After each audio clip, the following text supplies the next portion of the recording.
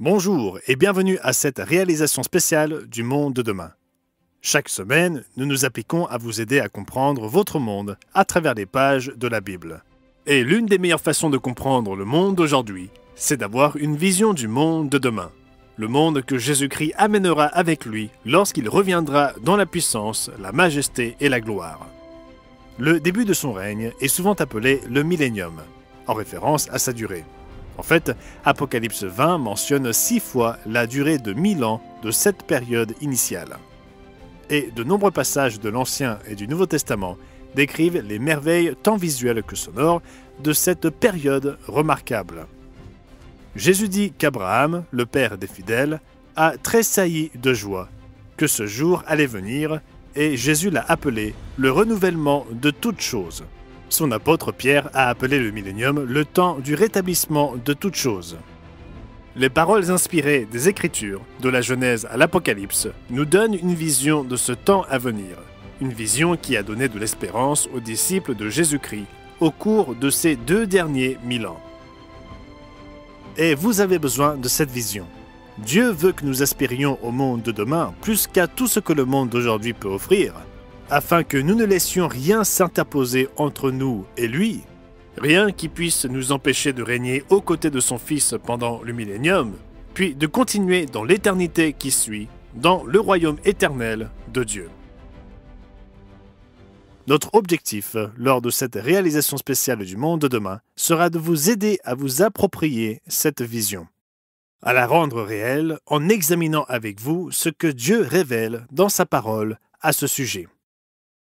Et bien qu'il garde sûrement certains détails pour lui, le fait est que l'Écriture est remplie à ras-bord de belles descriptions de ces 1000 premières années, de telle sorte que la vision de ce monde millénaire se trouve là dans les pages de la Bible, si seulement nous voulions simplement tendre la main et la saisir. Alors, plongeons dans le vif du sujet. Faisons un tour, si vous le voulez bien, de ce monde merveilleux, le règne millénaire de Jésus-Christ, roi des rois et seigneur des seigneurs.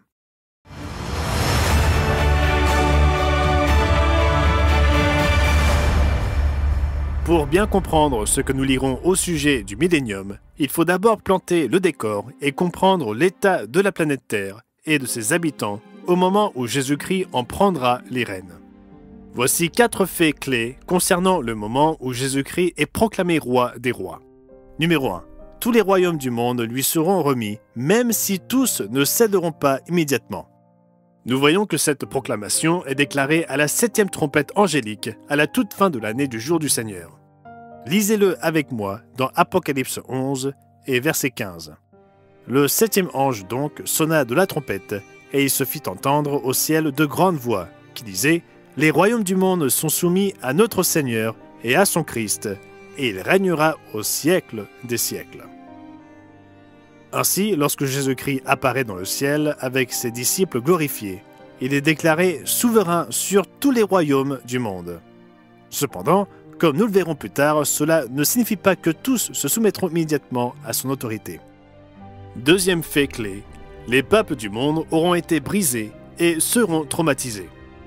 Lorsque vous vous arrêtez et que vous réfléchissez aux événements dramatiques et bouleversants de la grande tribulation et du jour du Seigneur, vous savez que personne ne sortira indemne de ces années. Une fois de plus, nous verrons que les vieilles habitudes auront la vie dure pour beaucoup, mais ceux qui vivront sous le règne de Jésus-Christ au début du millénium auront vu leur monde entier s'effondrer, car les fondations de l'ancien monde auront été démolies lors du jour du Seigneur, préparant ainsi le chemin pour que le Christ pose de nouvelles fondations pour un nouveau monde.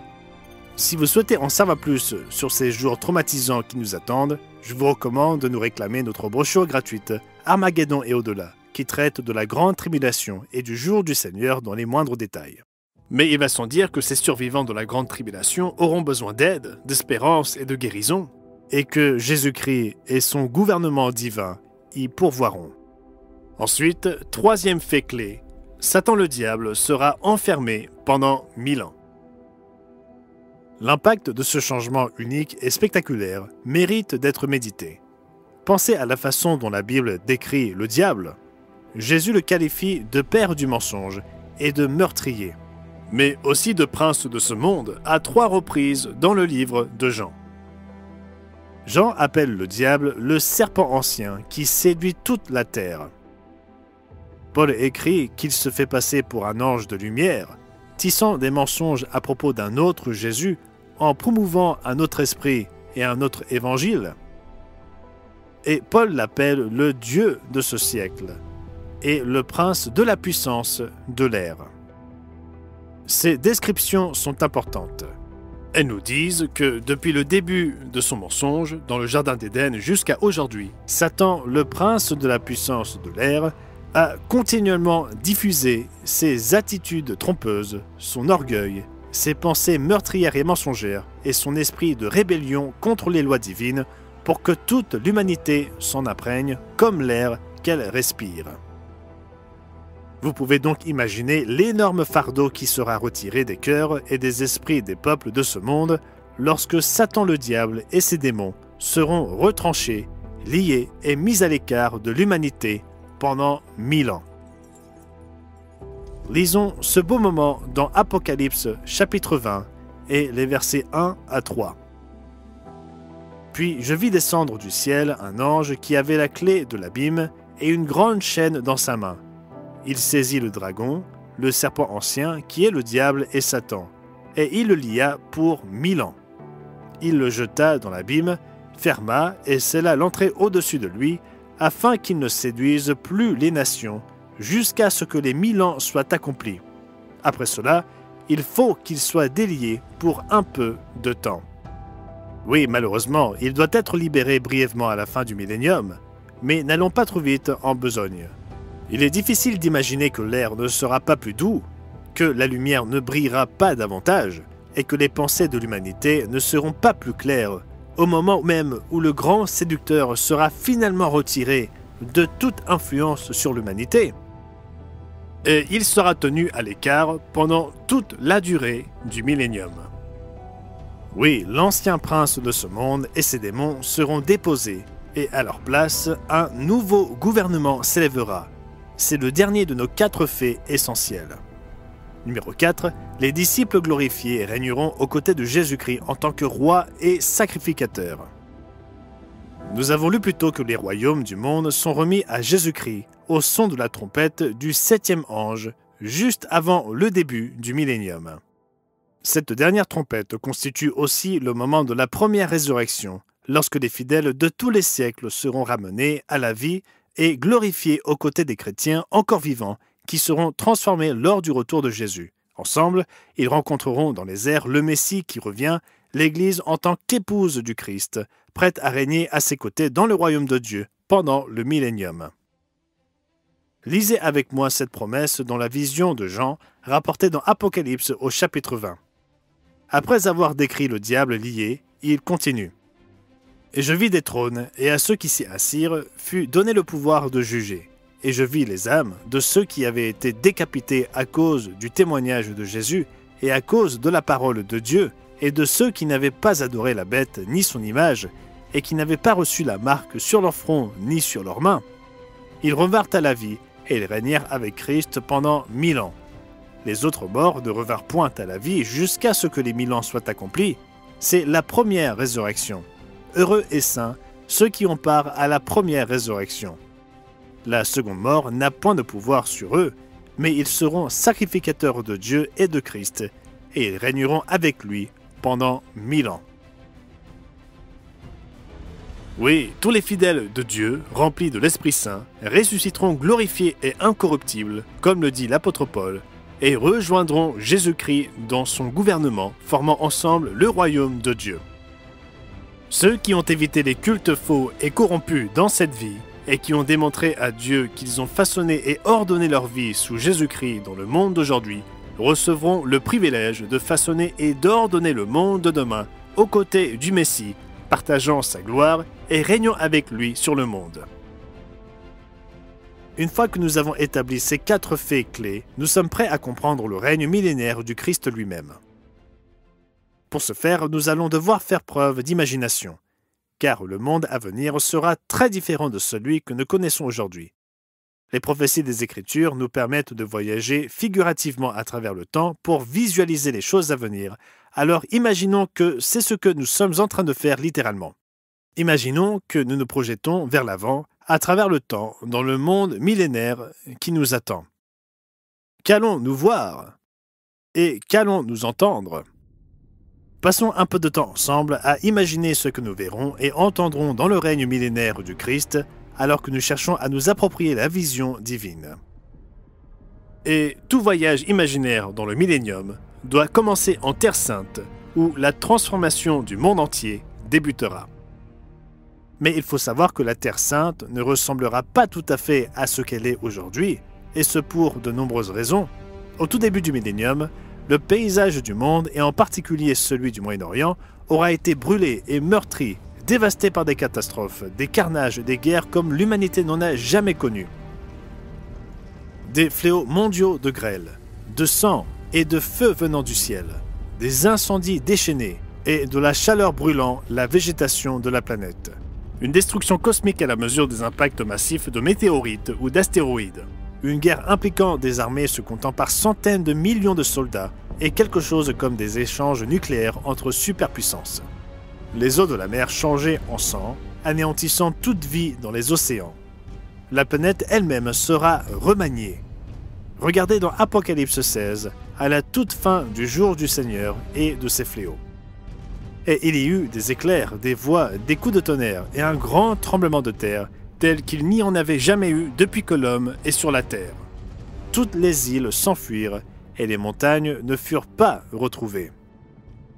En fait, Zacharie 14 et le verset 4 dit spécifiquement qu'au moment où les pieds du Messie se poseront sur le mont des Oliviers à l'est de Jérusalem, toute la montagne sera déchirée et coupée en deux, une moitié allant vers le nord et l'autre vers le sud, laissant une vaste vallée entre les deux, d'est en ouest. Ainsi, alors que nous commençons à visionner ce millénium, nous devons comprendre avant tout que la cartographie d'aujourd'hui sera quelque peu dépassée. Cependant, le Christ ne régnera pas longtemps sur un paysage dévasté et en ruine. Tout comme Jésus apporta la guérison et l'espérance lors de son ministère terrestre il y a 2000 ans, il en sera ainsi au début de son règne, qui débutera juste là, à Jérusalem. Par exemple, un fleuve magnifique commencera à couler de Jérusalem directement sous le sanctuaire du trône de Jésus-Christ, dont nous reparlerons un peu plus tard. Ce fleuve est décrit dans Zacharie au chapitre 14 et au verset 8. En ce jour-là, des eaux vives sortiront de Jérusalem et couleront moitié vers la mer orientale, moitié vers la mer occidentale. Il en sera ainsi été et hiver. L'impact de ce fleuve miraculeux ici-bas est décrit par un guide angélique au prophète Ézéchiel dans Ézéchiel 47, au début du verset 8. Il me dit, « Cette eau coulera vers le district oriental, descendra dans la plaine et entrera dans la mer. Lorsqu'elle se sera jetée dans la mer, les eaux de la mer deviendront saines. Tout être vivant qui se meut vivra partout où le torrent coulera, et il y aura une grande quantité de poissons. Car là où cette eau arrivera, les eaux deviendront saines, et tout vivra partout où parviendra le torrent. Des pêcheurs se tiendront sur ses bords, depuis En-Gedi jusqu'à En-Eglaïm. On étendra les filets, et il y aura des poissons de diverses espèces, comme les poissons de la grande mer, et ils seront très nombreux.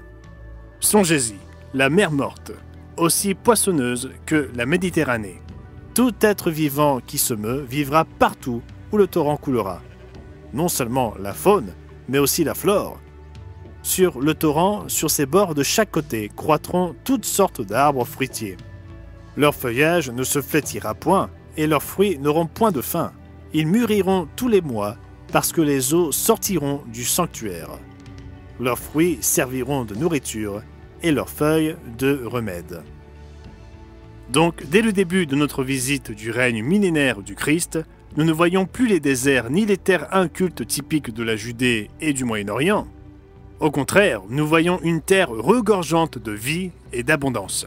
Ésaïe 35 décrit davantage ce magnifique paysage.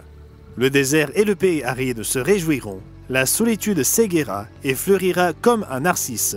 Elle se couvrira de fleurs et tressaillira de joie avec chants d'allégresse et cris de triomphe. La gloire du Liban lui sera donnée, la magnificence du Carmel et de Saron. Ils verront la gloire de l'Éternel, la magnificence de notre Dieu, car des eaux jailliront dans le désert et des ruisseaux dans la solitude. Le mirage se changera en étang et la terre desséchée en source d'eau. Dans le repère qui servait de gîte aux chacals, croîtront des roseaux et des joncs. Il y aurait tant à dire, mais pour le reste du temps aujourd'hui, il est important de comprendre ceci à propos de cette image. Là où Jésus-Christ va, la vie refleurit et s'épanouit. Et avec le temps, sous le règne de Dieu, le monde millénaire deviendra un monde magnifique. Comme le dit si simplement Ézéchiel 36, verset 35, cette terre dévastée est devenue comme un jardin d'Éden. Ainsi, ici, en Terre Sainte, au début du millénium, nous voyons un monde glorieusement ramené à la vie, la beauté surgissant des cendres. Mais qui vivra sur cette planète? Qui travaillera la terre, bâtira des habitations, élèvera des familles et créera des villes? Dans le monde d'aujourd'hui, la terre d'Israël est déchirée par la guerre, en proie à des conflits. Elle fait l'objet de débats passionnés et souvent violents sur la question de savoir qui a le droit de vivre sur cette terre et d'y fonder un foyer. Eh bien, le roi des rois répondra à cette question de manière décisive au début de son règne millénaire. Et l'une de ses premières actions sera de ramener les descendants des 12 tribus d'Israël, des nations lointaines, où il les avait dispersés dans sa colère, et de les installer sur la terre qu'il avait promise, il y a bien longtemps, à leurs ancêtres Abraham, Isaac et Jacob. Ce second exode ne concernera pas seulement les Juifs, qui descendent principalement des 2 tribus de Juda et de Benjamin. Non, cette migration concernera les 12 tribus, y compris celles des 10 autres tribus, qui, aujourd'hui, ne savent même pas qu'elles descendent du patriarche Abraham. Pour plus d'informations sur l'identité de ces tribus perdues, je vous recommande vivement notre brochure gratuite « Les États-Unis et la Grande-Bretagne selon la prophétie ». Au tout début du millénium, ces tribus ont été amenées en captivité et en esclavage dans les nations du monde pendant la Grande Tribulation, en conséquence de leurs péchés et de leur rébellion contre le Dieu qui les créa, les mit à part et les aima. Mais lorsque le Christ montera sur son trône au début du millénium, il les rappellera dans la terre promise à leurs ancêtres. Nous lisons dans de nombreux passages au sujet de ce deuxième grand exode des Israélites pendant le millénium. Par exemple, Jérémie 23 dit que dans le millénium à venir, ce second exode sera si important que les gens se parleront de ce nouvel exode de tous les pays où Dieu les avait chassés avec la même solennité dont ils parlent aujourd'hui de l'ancien exode. Ils arriveront brisés, abattus et auront besoin de guérison. Et la guérison est exactement ce qu'ils recevront. C'est une belle image de la guérison spirituelle qui sera finalement le but du Christ et de la guérison physique généralisée qui sera de mise. Après tout, Ésaïe 35 ne parle pas seulement d'une terre guérie, mais aussi de personnes guéries. Lisez-le attentivement à partir du verset 5. Alors s'ouvriront les yeux des aveugles, s'ouvriront les oreilles des sourds, alors le boiteux sautera comme un cerf, et la langue du muet éclatera de joie. Quelle époque merveilleuse ce sera! En réalité, les 3 ans et demi de ministère de Jésus-Christ sur terre n'étaient qu'un petit avant-goût de la guérison globale qui aura lieu sur cette planète au cours du millénium, sous le royaume de Dieu. Imaginez la joie des milliers de personnes qui commenceront à utiliser leurs jambes alors qu'elles n'avaient jamais marché, et aussi leurs yeux alors qu'elles n'avaient jamais vu, et des enfants qui entendront la voix de leurs parents pour la première fois.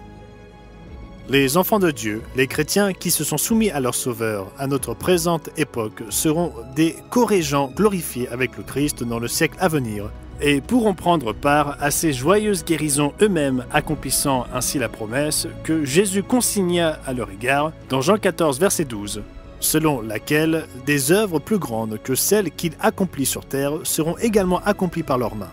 Et la guérison et la transformation ne s'arrêteront pas à l'espèce humaine. Même la nature des animaux sera transformée, alors que des versets célèbres des Écritures passeront d'images pleines d'espoir à une glorieuse réalité. Lisez vous-même le chapitre 11 d'Ésaïe.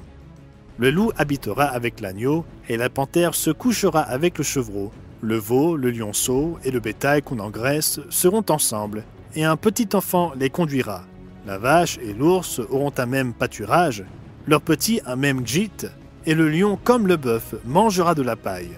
Le nourrisson s'ébattra sur l'antre de la vipère, et l'enfant sevré mettra sa main dans la caverne du basilic. Il ne se fera ni tort ni dommage sur toute ma montagne sainte, car la terre sera remplie de la connaissance de l'Éternel, comme le fond de la mer par les eaux qui le couvrent. Un monde qui n'est plus à feu et à sang, mais qui reflète au contraire le caractère paisible de son Créateur, tel qu'il l'a toujours souhaité. Un monde transformé de la manière la plus fondamentale qui soit. Oui, ceux qui vivront durant le millénium devront simplement s'habituer à des merveilles et à des prodiges. Mais tout cela ne vise pas simplement à transformer le monde en une sorte de terrain de jeu. Ceux qui retourneront en Terre Sainte auront du pain sur la planche. Alors que le Christ peut guérir la terre comme seul le Créateur peut le faire, les Écritures indiquent que les gens eux-mêmes rebâtiront les villes dévastées. Et lorsque nous survolerons la Terre Sainte au cours de cette tournée en vision du millénium, nous verrons un endroit fort animé.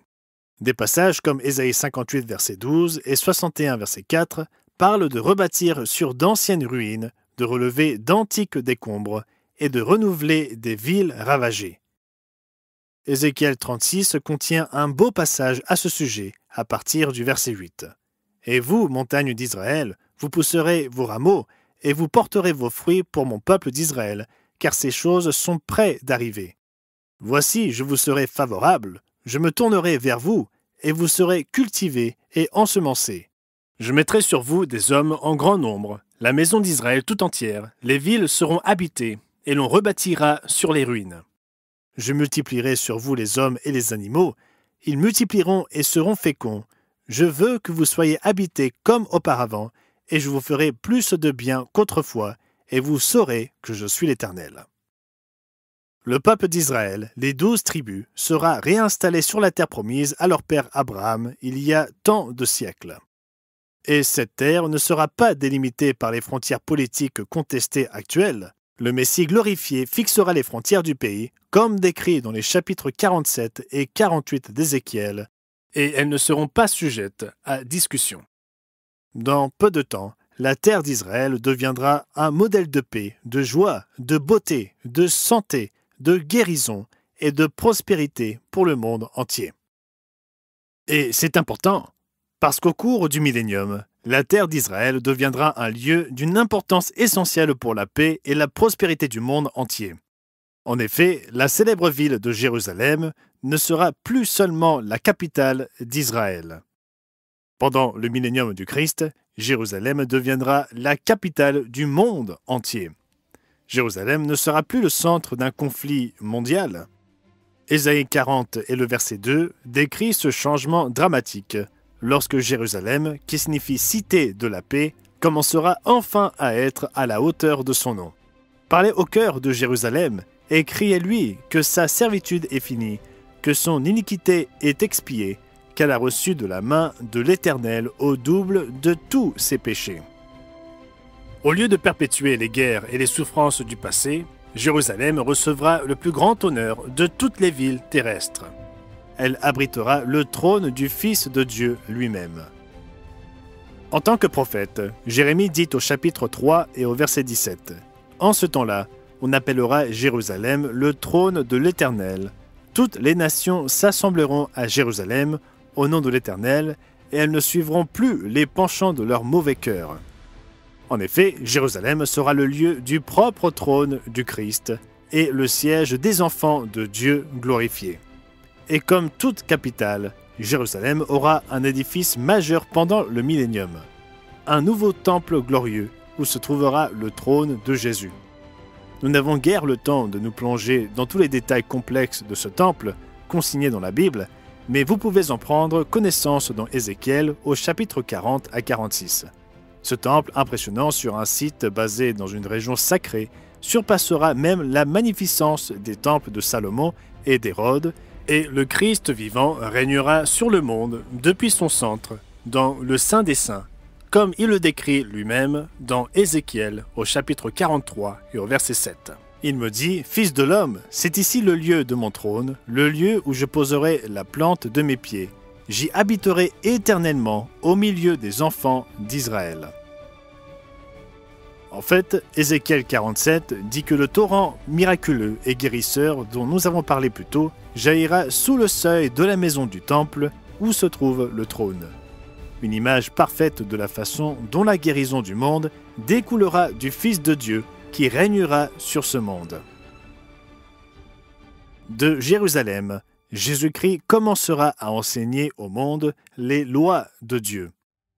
Lisez avec moi un résumé de ce que nous voyons lors de notre visite du millénium en nous reportant à Ésaïe 51 et au verset 3. « Ainsi l'Éternel a pitié de Sion, il a pitié de toutes ses ruines.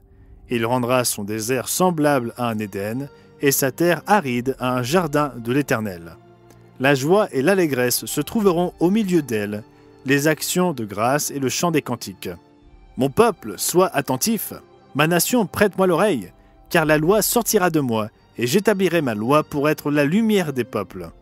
Ma justice est proche, mon salut va paraître, et mes bras jugeront les peuples. Les îles espéreront en moi, elles se confieront en mon bras. » Ces lois comprendront assurément les 10 commandements que Jacques, le frère du Seigneur, a appelés une loi de liberté. Mais elles comprendront aussi les principes qui en découlent. Les pages de la Bible contiennent des lois sur l'agriculture, des principes financiers, des lois concernant l'héritage et la structure familiale, des principes de santé, un véritable mode de vie. Et plutôt que de vivre dans l'ignorance de ces lois, ou pire, dans la rébellion à leur encontre, l'humanité aura ici-bas et parmi elles un roi des rois et un seigneur des seigneurs qui prendra soin d'elle tel un berger et qui fera connaître les lois de la vie et de l'existence, établies par celui-là même qui créa la vie en tout premier lieu. En fait, l'une des tâches divines des enfants de Dieu glorifiés qui régneront aux côtés de Jésus-Christ sera d'enseigner et de guider l'humanité dans les lois de Dieu et le mode de vie même que le Christ enseigne. Tout le temps passé dans cette vie à marcher dans les pas du Christ et à soumettre leur volonté à la sienne dans une humble foi et dans l'obéissance se transformera en expérience qu'ils transmettront à d'autres au cours du millénium. Ne me croyez pas sur parole, lisez-le vous-même dans Ésaïe chapitre 30, en commençant au verset 20. Le Seigneur vous donnera le pain d'angoisse et l'eau d'affliction, comme ce sera le cas lors de la grande tribulation. Mais ceux qui t'enseignent ne disparaîtront plus, et tes yeux verront ceux qui t'enseignent. Et quand vous irez à droite ou quand vous irez à gauche, vos oreilles entendront derrière vous la voix qui dira « C'est ici le chemin, marchez-y ». Rappelez-vous qu'il n'est pas dit à ceux qui sont de véritables chrétiens aujourd'hui qu'ils deviendront uniquement des rois, mais qu'ils deviendront des rois et des sacrificateurs sous la houlette du Christ. Leur tâche consistera à guider et à instruire ceux qui vivront pendant le millénium dans la voie divine, une voie de vie qu'ils avaient appris à vivre et à aimer eux-mêmes dans cette présente vie avant leur résurrection et leur glorification. Pendant le règne millénaire du Christ, il nous est dit que la connaissance du mode de vie de Dieu s'étendra finalement à l'ensemble de la terre, comme nous le lisons dans Ésaïe 11 et au verset 9. Il ne se fera ni tort ni dommage sur toute ma montagne sainte, car la terre sera remplie de la connaissance de l'Éternel, comme le fond de la mer par les eaux qui le couvrent. Ce sera merveilleux. En conséquence du gouvernement divin régnant à Jérusalem, de la guérison du pays et du peuple, de la diffusion de lois justes qui favorisent vraiment la vie, la joie, la satisfaction et le contentement, il nous est dit que l'abondance deviendra la norme. Amos 9 et le verset 13 nous disent que les récoltes seront si abondantes pendant le millénium du Christ que les moissonneurs parviendront difficilement à tout récolter avant de replanter à nouveau. Et Zacharie 8 au verset 4 et 5 nous parle de villes qui deviendront enfin sûres pour toutes les tranches d'âge, y compris pour les anciens et les très jeunes qui riront et joueront ensemble dans les rues. Même le langage sera transformé, car les gens apprendront un nouveau langage pur, comme l'affirme Sophonie 3, verset 9, un langage débarrassé de toute vulgarité et d'influence impie. Quelle étonnante vision de l'avenir! Un avenir que non seulement nous désirons ardemment, mais aussi le Christ lui-même et Dieu le Père. Comme nous le lisons dans Zacharie 8 et au verset 6, « Ainsi parle l'Éternel des armées, si la chose paraît étonnante aux yeux du reste de ce peuple en ces jours-là, sera-t-elle de même étonnante à mes yeux, dit l'Éternel des armées. Pourtant, malgré toutes ces merveilles étonnantes, cette beauté et cette joie, il serait erroné de croire que le monde accueillera cette transformation tout d'un coup. Bien que la Bible indique clairement que le Christ et son armée d'anges et de chrétiens glorifiés ne feront qu'une bouchée de la bête de l'Apocalypse, du faux prophète et de leurs armées à la fin de cette ère, et comme nous le lisons, le diable sera mis à l'écart pour ne plus influencer l'humanité. Les chapitres 38 et 39 d'Ézéchiel parlent d'une résistance précoce contre le nouveau roi du monde qui caractérise la rébellion à la fin du millénium lorsque Satan sera libéré. Le prophète Ézéchiel mentionne que de nombreuses nations verront Israël prospérer, se reconstruire en toute sécurité et décideront que le pays est à prendre, s'appuyant sur les anciennes habitudes de pillage et de vol pour s'approprier de la prospérité qu'elles verront croître à Jérusalem. Après tout, cela a semblé fonctionner pendant 6000 ans jusqu'à présent. Les plus forts convoitent ce qu'ils veulent au détriment des plus faibles qui souffrent. Mais le monde sous le règne millénaire du Christ ne sera pas comme le monde d'avant son retour. Et avec un nouveau monde viennent de nouvelles règles. Les peuples de pillards qui penseront faire d'Israël leur proie apprendront que les faibles et les sans défense auront un nouveau protecteur sur terre. Le Logos divin, le Fils de Dieu, celui qui était avec Dieu depuis l'éternité et celui par qui Dieu créa toutes choses. Il ébranlera les montagnes elles-mêmes et le feu descendra du ciel pour consumer les peuples qui penseront que dans ce nouveau monde, ils pourront se comporter comme dans l'ancien monde. Leurs armes seront détruites et leurs corps enterrés pour servir de témoignage à tous ceux qui voudront recommencer de telles tactiques. D'autres tenteront des formes plus passives de rébellion. Par exemple, Zacharie 14 nous dit que la véritable adoration du Père et de son Fils ne sera pas pratiquée uniquement par son Église, son petit troupeau, comme il l'appelle dans Luc 12, verset 32, alors que tous les autres peuples pratiqueraient leurs propres rituels religieux et adoreraient en fonction d'un syncrétisme fait de vérité et de mensonge, de christianisme et de paganisme. Au contraire, Jésus-Christ ordonnera à tous les peuples d'adorer Dieu selon ses commandements, en respectant les lois de sa parole et en observant les fêtes bibliques. Regardez vous-même à partir du verset 16. Tous ceux qui resteront de toutes les nations venues contre Jérusalem monteront chaque année pour adorer le roi, l'Éternel des armées, et pour célébrer la fête des tabernacles.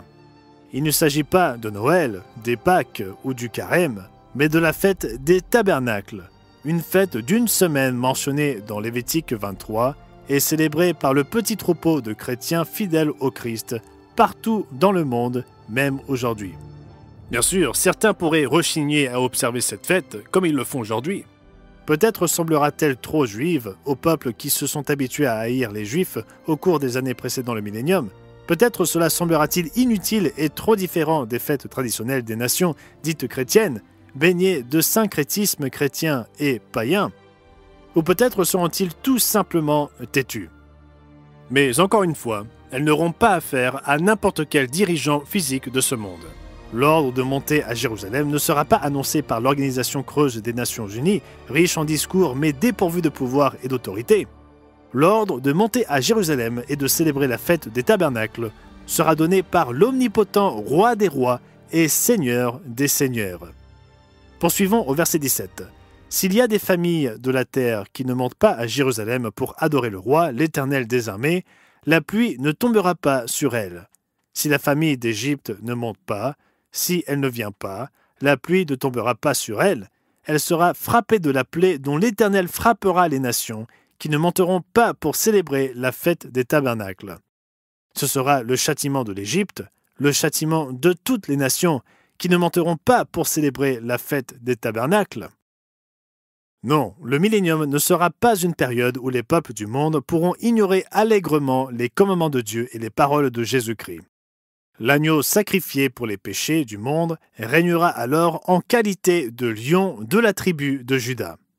Et tout comme il commanda lors de son ministère terrestre au vent et aux vagues, à la météo et à la terre, les éléments mêmes du monde obéiront à ses ordres dans le millénium. Certains pourraient penser que c'est cruel. Forcer les gens à rendre un culte à Dieu contre leur propre gré peut heurter vos sensibilités ou sembler contraire à ce que le monde moderne vous a appris au sujet du culte, selon lequel il doit être motivé par vos sentiments et être une expression de vos propres désirs, au lieu d'un devoir qui est dû par la création à son Créateur. Une telle réponse trahit un manque de compréhension de l'ampleur des dégâts causés par les faux cultes et les fausses religions à tous les peuples et à toutes les cultures du globe. Le Christ ne permettra pas aux fausses religions de s'emparer d'un esprit ou d'une âme pendant son règne millénaire. Il nous le dit dans Jean chapitre 17 et au verset 3. « Or la vie éternelle, c'est qu'ils te connaissent, toi, le seul vrai Dieu, et celui que tu as envoyé, Jésus-Christ. » Le but de Jésus-Christ n'est pas seulement de créer un monde physique parfait, mais de débarrasser ce monde de toutes les pratiques qui ont contribué à sa dégradation et de donner à tous l'opportunité d'accepter le vrai Créateur, le Dieu de la Bible.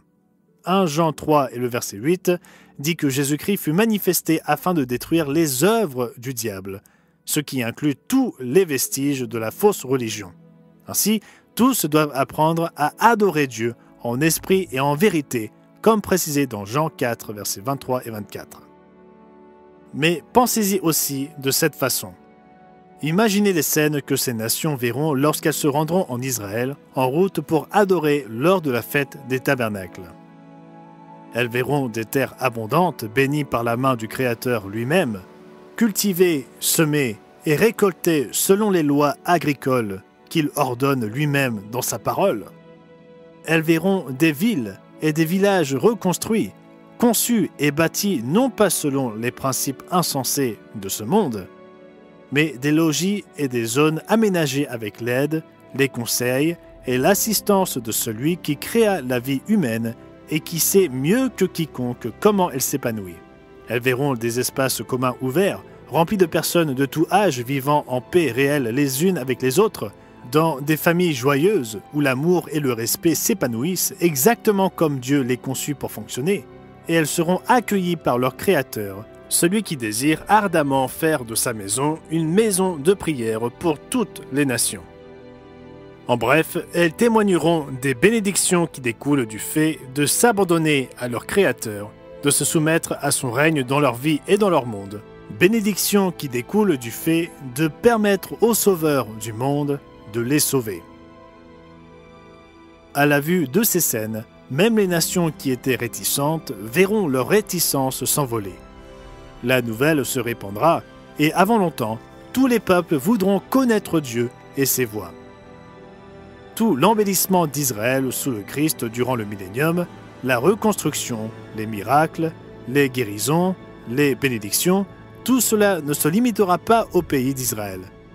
Même à l'époque de l'Ancien Testament, l'idéal divin était d'inspirer le monde avec l'exemple d'Israël.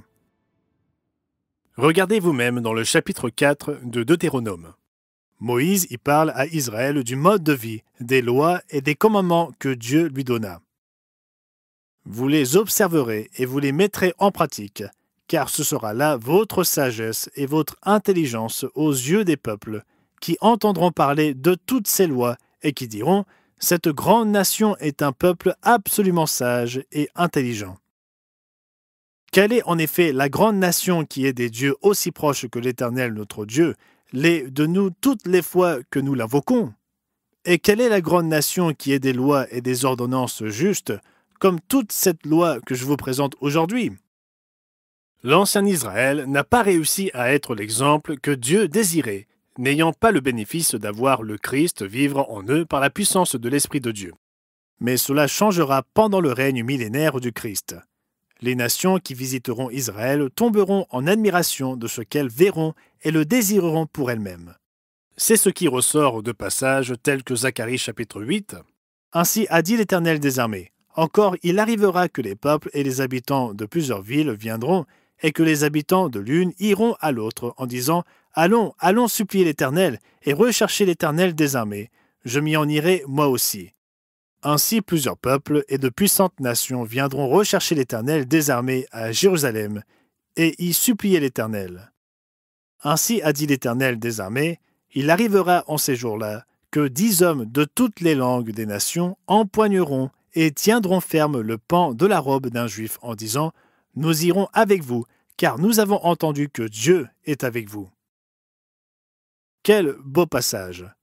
Permettez-moi de vous poser une question et soyez honnête avec vous-même.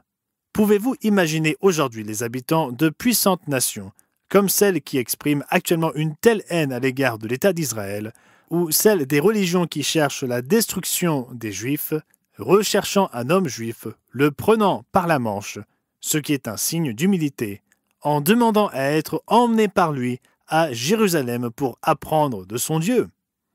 Pourtant, il en sera ainsi pendant le règne millénaire de Jésus-Christ.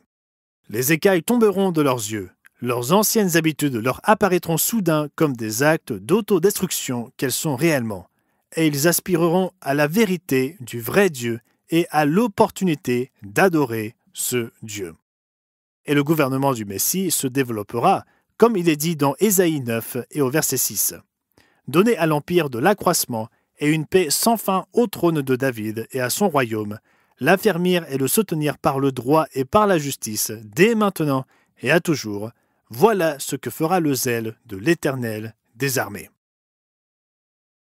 Notez que non seulement le gouvernement du Christ augmentera sans fin, sa paix aussi augmentera sans fin. Lorsque le Christ régnera à Jérusalem, il mettra de l'ordre dans ce monde et commencera à enseigner aux nations le but ultime auquel elles prétendent aspirer, mais qu'aucune n'atteint jamais, la paix véritable. Lisez vous-même le chapitre 2 et le verset 4 du livre d'Ésaïe à ce sujet. Il sera le juge des nations, l'arbitre d'un grand nombre de peuples. De leurs glaives, ils forgeront des hoyaux, et de leurs lances des serpes. Une nation ne tirera plus l'épée contre une autre, et l'on n'apprendra plus la guerre. Elles n'apprendront plus la guerre, car elles apprendront la paix. Jésus-Christ et les enfants de Dieu régnant à Jérusalem enseigneront au peuple de toutes les nations les merveilleuses lois divines, et par l'Esprit de Dieu, développeront chez tous ceux qui le vaudront dans le monde entier la pensée, l'attitude et le caractère du Christ lui-même. Philippiens 2 nous dit que les sentiments qui étaient en Jésus-Christ sont des sentiments qui n'expriment pas un esprit de parti ou la vaine gloire, mais au contraire, ils expriment l'humilité qui vous fait regarder les autres comme étant au-dessus de vous-même. La voie de prendre et d'obtenir qui a caractérisé le monde entier pendant les 6000 ans d'histoire sous Satan sera enfin remplacée par la voie qui consiste à donner, soutenue par les lois de Dieu qui nous aident à comprendre comment nous aimer vraiment les uns les autres, non pas selon nos propres idées ou philosophies inventées. Romains 5, verset 5 nous dit que l'amour de Dieu est répandu dans nos cœurs au moyen du Saint-Esprit. Et Actes 5, verset 32 nous enseigne que Dieu ne donne le Saint-Esprit qu'à ceux qui lui obéissent. Mais sous le règne millénaire du Christ, le monde verra enfin Dieu pour de vrai, verra son Messie pour de vrai, et verra les miséricordes et les bénédictions qui ne sont accessibles que par une foi vivante en lui et l'obéissance. Il en résultera enfin un monde de paix. Lisez avec moi l'une des plus belles descriptions de cette paix dans les Écritures. Elle se trouve dans l'un de mes passages préférés, au chapitre 19 d'Ésaïe. En ce même temps, il y aura une route d'Égypte en Assyrie. Les Assyriens iront en Égypte, et les Égyptiens en Assyrie, et les Égyptiens avec les Assyriens serviront l'Éternel. En ce même temps, Israël sera, lui, troisième, uni à l'Égypte et à la Syrie, et ces pays seront l'objet d'une bénédiction. L'Éternel des armées les bénira en disant « Béni soit l'Égypte, mon peuple, et l'Assyrie, œuvre de mes mains, et Israël, mon héritage. » Oui, même des rivaux acharnés, dont l'animosité dure depuis des siècles, seront en paix les uns avec les autres. Dieu les aimera tous, et tous connaîtront l'amour de Dieu à leur égard. L'une des meilleures façons de comprendre ce que sera la vie dans ce paradis millénaire sous la direction aimante de Jésus-Christ est peut-être de la regarder à travers les yeux des personnes elles-mêmes qui vivront à cette époque. Et nous n'avons pas besoin de faire des suppositions. Nous n'avons pas à spéculer. La parole inspirée de Dieu nous dit directement ce qu'elles penseront. Il nous dit, à travers la plume d'Ésaïe, ce que les gens penseront de leur souverain, de ce qu'il fait pour eux, comment ils voient son gouvernement et de ce que le salut qu'il offre signifie réellement pour eux. Dans Ésaïe chapitre 9 et au verset 5, nous lisons que ceux qui penseront à Jésus-Christ en ces jours-là seront amenés à l'appeler admirable, conseiller, Dieu puissant, Père éternel, Prince de la paix. Le monde entier, rempli d'émerveillement, de joie, de prospérité, de satisfaction et de paix, dans lequel ici-bas, chaque être humain aura accès au Dieu de la création et au Sauveur de l'humanité. Tous seront enseignés directement par Jésus-Christ et ses frères et sœurs, membres de la famille divine. Ils seront guidés dans la vérité pour connaître leur but dans la vie et y adhérer de tout leur cœur. Voilà le règne millénaire du Christ, un monde transformé sous le royaume de Dieu. Ce règne millénaire n'est cependant pas la fin de l'histoire, et le royaume de Dieu est bien plus que ce début ici-bas. Les événements qui suivront le millénium dépassent le cadre de cette émission, mais nous pouvons les résumer brièvement. À la fin du millénium, Satan sera délié pour un peu de temps, où il fomentera une dernière rébellion contre Dieu. L'Éternel écrasera cette rébellion de façon retentissante et ordonnera que le diable soit finalement jeté dans les temps de feu pour de bon.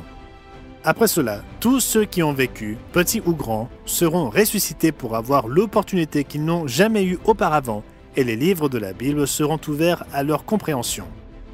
Au cours de cette période de jugement du grand trône blanc, leur vie et leurs œuvres seront jugées par la parole de Dieu, tout comme la vie des chrétiens est jugée aujourd'hui au cours de cette époque. Ceux qui refuseront d'accepter ce que Dieu offre en Christ ne seront pas ajoutés au livre de vie et mourront avec les méchants incorrigibles dans les temps de feu. Cependant, il est certain que d'innombrables personnes accepteront l'opportunité qui leur est finalement offerte et rejoindront la famille de Dieu. Si les détails de cette grande seconde résurrection après le millénium vous sont inconnus, je vous invite à réclamer notre ressource gratuite et facile à lire. Aujourd'hui est-ce le seul jour de salut. Au cours de votre vie, peu de livres vous donneront autant d'espérance et d'inspiration. Et bien que le millénium réserve vraiment un avenir glorieux qui devrait nous motiver, nous inspirer et nous faire avancer dans notre cheminement quotidien avec Dieu et Jésus-Christ, il n'est en fin de compte qu'une passerelle vers la véritable histoire. Tout comme le ministère de Jésus il y a 2000 ans en fut l'archétype, un avant-goût de son règne millénaire à venir, le millénium lui-même ne sera qu'un petit avant-goût des joies éternelles qui se trouvent au-delà. L'apôtre Pierre nous dit que même le monde millénaire est temporaire et passera, et ces éléments embrasés se dissoudront pour être remplacés par le nouvel ordre permanent des choses décrit dans les derniers chapitres du livre de l'Apocalypse. De nouveaux cieux, une nouvelle terre et une nouvelle Jérusalem éternelle. À partir de là, le royaume de Dieu nouvellement élargi, la famille de Dieu, le Père, le Fils et les enfants de Dieu, tous ceux qui ont donné leur vie dans la foi et l'obéissance à Dieu, à présent glorifiés et transformés pour correspondre à l'image du Christ, entrent ensemble dans l'éternité. Le grand plan de Dieu sera achevé, le péché et la souffrance auront disparu, et nous commencerons enfin à jouir du but éternel pour lequel nous avons été créés, alors que nous hériterons toutes choses dans la création incroyablement vaste, comme il nous est dit dans Apocalypse 21 et au verset 7, et que nous vivrons pour toujours dans la plénitude du royaume de Dieu. Nous espérons que cet aperçu du règne millénaire de Jésus-Christ vous aura inspiré. Nous savons que peu de gens en parlent, alors que c'était l'espérance des justes de l'Ancien et du Nouveau Testament. Si vous êtes intéressé à en apprendre davantage sur le petit troupeau de Jésus-Christ ici-bas, ceux qui enseignent encore fidèlement des vérités comme celle-ci, qui se réunissent chaque semaine pour observer le sabbat, qui observent les mêmes jours saints que le monde entier observera pendant le millénium, et qui cherchent à incarner le christianisme originel de Jésus-Christ et de ses disciples, alors envisagez de prendre contact avec l'un de nos ministres qui sera heureux de vous parler de l'Église du Dieu vivant. L'œuvre de Dieu consistant à prêcher ces vérités au monde et à préparer un peuple à régner avec le Christ pendant le millénium se poursuit encore aujourd'hui et l'Église du Dieu vivant se consacre à ces deux missions divines. Si l'un des sujets que nous avons abordés aujourd'hui vous a intrigué, j'espère que vous nous contacterez et que vous nous réclamerez les brochures gratuites que nous avons mentionnées et qui vont plus loin dans le détail de ces vérités magnifiques et pleines d'espérance de Dieu. Comme toujours, tout ce que nous proposons au monde de demain est totalement gratuit, sans condition ni obligation, conformément au commandement de notre Seigneur et Sauveur. Vous avez reçu gratuitement, donné gratuitement. De ma part et de celle de mes collègues présentateurs, Jarl Weston et Rod McNair, et de la part de tous ceux qui travaillent dans les studios du monde de demain, nous espérons que vous vous joindrez à nous pour prier afin que le royaume de Dieu vienne bientôt, le moment où le glorieux règne millénaire du Christ ne sera plus une espérance, mais une étonnante réalité. En attendant de vous revoir, prenez soin de vous.